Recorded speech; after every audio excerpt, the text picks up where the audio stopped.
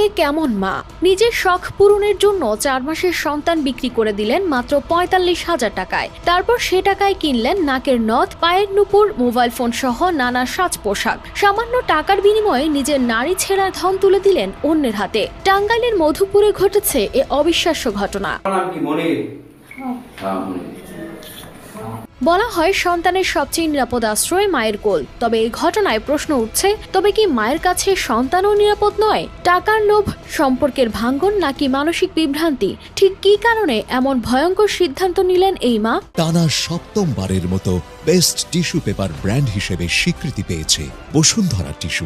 বুয়াপুর ওইখানে যায় সিরাজগঞ্জের মানুষের কাছে বাচ্চারা বিক্রি করে দিছে। তারপরে ৪৫,০০০ টাকা বিক্রি করছে। সেই টাকা দিয়ে নুপুর কিনছে, নাকফুল কিনছে, নতুন কাপড় চোপড় কিনছে, বোরখা কিনছে, তারপর নুপুর বানাইছে, মোবাইল কিনছে। আমি বারবার